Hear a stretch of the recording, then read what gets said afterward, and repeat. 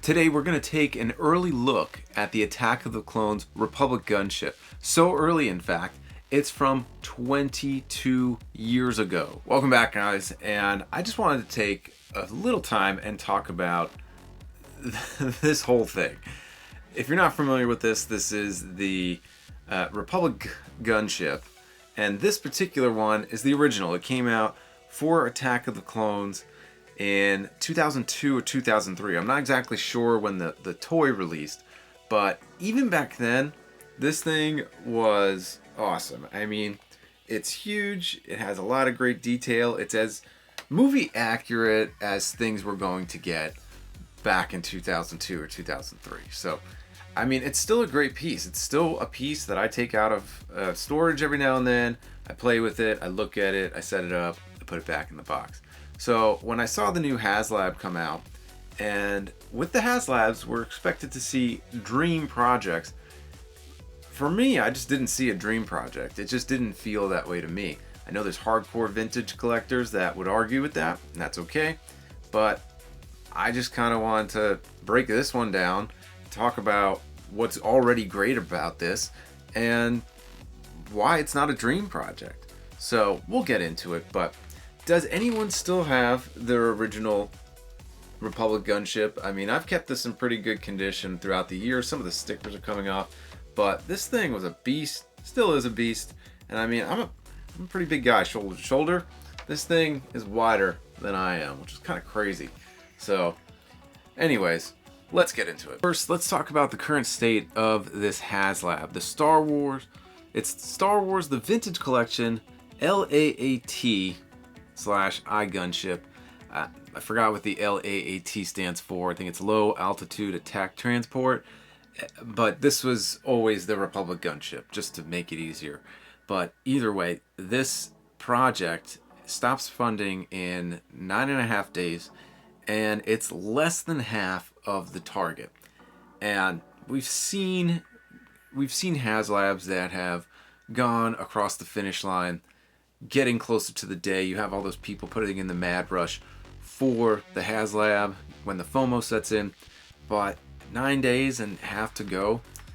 I don't know if it's gonna get there, and you know, I'll eat crow if I'm wrong, but for $450 you should be getting a hell of a lot more, and the main selling point should not just be the size. So first, let's look back at this one that came out 20 years ago. I will say this is not comparing apples to apples because there are some slight differences to the original one, but I think it gets by. Like, it has enough detail in it where you can look at it from a distance and see that it's pretty much screen accurate.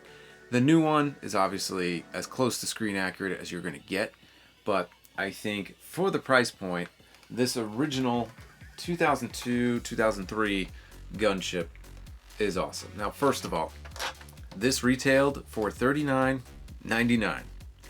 We are now seeing for 20% bigger, the Haslab is $449, which is crazy. So if we're really comparing it, let's just say add 20% for inflation and add 20% more of the cost for the size. I still don't even think it would get up to $450. But there are extra details, I'm not gonna lie, that you do get with the new one that are just not part of this. So I'll kind of break it down real quick. Other than slight paint and deco that makes it more screen accurate, you do get the back piece that comes down this way, where in this one it was a toy. You had this drop down section, you hit a button, and then you had your figures on top, and then they would just be kind of placed at the bottom of wherever you were dropping them off. So that's one difference. Another difference is these are actually going to have rolling turreted missiles, which is kind of cool, but again, it's sculpted in. We're not kids playing with these. We don't need it to have all these functions. So for me, just looking at it and getting the same, effect of, does it match what I see on screen? I don't need that to do all that, but okay. One thing that I will always say was underwhelming about this vehicle were the gunners. So back in the day, the original version, you could buy a pack with this pilot. He's inside, you can't really see him, but then he would come with this little circular missile launcher, which was really cool, and it was just a creative way for them to do it, I guess, because of the size. For some of those details that I don't think were, they had to fudge it for the fact of this was going to be played with, this was a toy. They had to shrink some things down. I really haven't collected Star Wars in a long time, at least newer stuff, but this was made to play with. Where this would have had some sculpted detail, this was a handle. So that when you were playing, you can woo, just kind of swoop that in. Now, if we really want to compare apples to apples, maybe that was apples to oranges, they are comparing it, Hasbro is comparing it, with the 2013 reproduction of this, which I think is still pretty screen accurate. It comes with the circular turrets, which I think fit the film more. That's really the only cool part of an update that I see, is being able to put your figures into those bubbles and have them actually portrayed as they are in the movie. As we're talking about this today, this does go on the aftermarket for a pretty hefty price. Brand new in the box, I've seen anywhere from $250 to $300. Out of the box, you're looking at it for about $200. However, they've released this thing quite a few times. There's a Clone Wars version where it has kind of the shark deco on it, but this is also something I can walk into most vintage toy stores and find some version of this. So I think if we're comparing the value that you're getting, the price, the size, I don't think it's a whole lot much more of what you got more than 20 years ago. Now, from a base offering, what you are getting with this thing is kind of crap. So other than the gunship, you get 2 clone troopers. This thing should have came decked out in all sorts of clone troopers, not just the pilots or the gunners. You should have gotten a bunch that were just ready to come out of that ship in battle, like they show you in the picture. They show a whole bunch in the rear of the ship. You should have been getting a whole bunch of those characters as well. It does come with a flight stand, which is cool and seems to be part of the course for most of the aerial Haslabs now, so I think that's just kind of expected. A while back, I did a whole video on my Attack of the Clones display, which is the Battle of Geonosis. Back in the day, they gave us that awesome play set, every figure you can imagine, and it was just fantastic. Playability, amazing. So here's one question. So other than the Battle of Geonosis, on the inside of the arena, we got a whole bunch of vehicles from either side. If you do purchase this as a Haslab, are they going to make those other vehicles? Probably not. So now you're going to have this oversized gunship, and it's not going to match with any of your original figures from that timeline unless they go back and redo some of those, which they're definitely not going to do. Now let's look at some of the unlockable tiers, which I think are kind of a joke, because you can go on eBay right now and look at any of those characters and buy a variation of either of them, which is going to be great when you have these 3 characters that are updated, super articulated, and I do think they hinted at going deep with the Battle of Geonosis, but how deep are they going to go? Just go back and buy the original ones that are peg warming.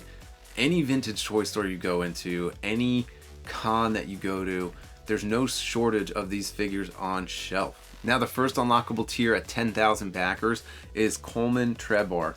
One of my favorite figures, actually. So he was the character that unfortunately meets his demise when Boba Fett shoots him off the balcony, but the original figure, I think, is still one of my favorite Jedi figures ever, and he's already made. He comes in a really cool pre-posed sculpt, which I think that's really neat.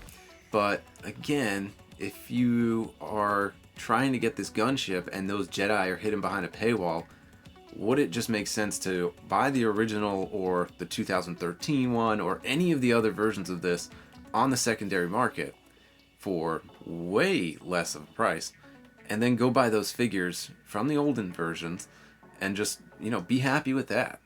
So I really don't think you're getting much more value in terms of adding a few bits of articulation here and there. At 12,000 backers, you're getting Sasae Tin.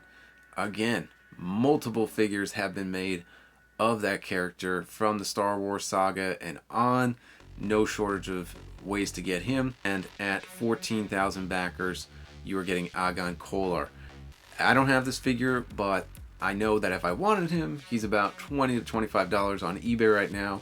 And he looks very similar to a Jedi figure that I think is the best Jedi figure, one of my favorites in my entire collection, Eth Koth.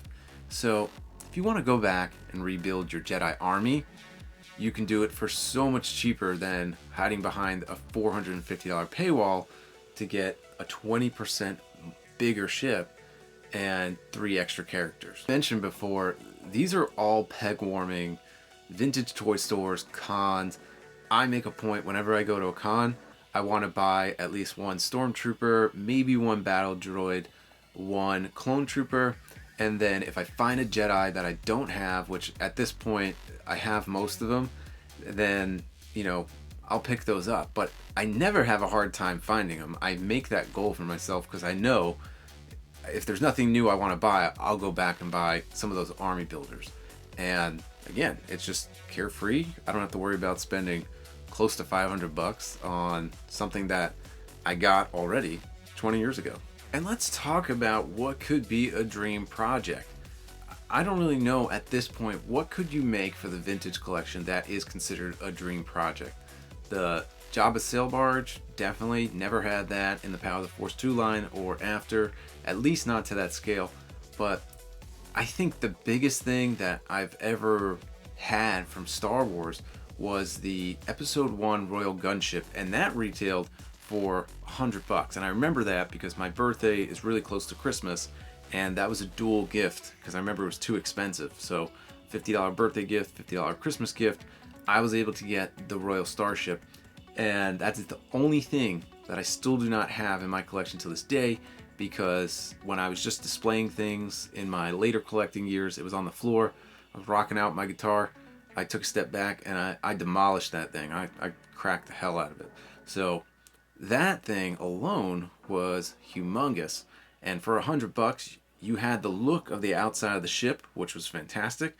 Then you can open it up to a playset. So a dream project, I really don't know what else can come out unless you were to do maybe follow this gunship up with some of those smaller vehicles in one big project, or just sell them. Don't even do a Haslab, just sell them so that you have stuff to go with this. Would you do a dream project and rebuild the Geonosis arena in some way, shape, or form? Who has the room for that? So I don't know. I think they should stop lying on the fact that you're calling this a dream project. It's not a dream project. We have many versions of this. It's not it. So I think they need to stop calling it that. So, I mean, just a quick conversation. I don't want to rain on anybody's parade. If you want this, go for it. I just think that if you want it and can't afford it, go back, buy some of the different versions that came out years ago. Yeah, it's still going to be way more than it was for retail, but you can at least get your hands on a gunship. It's also going to fit with all of your other world building vehicles and figures. And then if you want those figures that are unlockable tiers right now, you can literally go buy them right now, probably all 3 of them, for under $75. So that's it, guys. Didn't want to yuck anyone's yum. So if you want this LAAT gunship, go out and back it. It's got 9 days left. It's less than half of the support right now. But, you know, again, just trying to open up the conversation and put this out there. Still one of my favorite pieces of all time. And if you haven't seen my video where I display the whole Battle of Geonosis, go check that out. You see how I mix vintage figures from the vintage collection with all the figures that came out around that time frame of the Saga collection, 2002 and on. I still pick up random Jedi, even from newer movies. I stick them in that scene, and, you know, just carefree collecting. But anyways, good luck if you are hoping to grab this. Hopefully it brings you as much joy as it does to empty your wallet for $450. But until the next episode, catch you next time.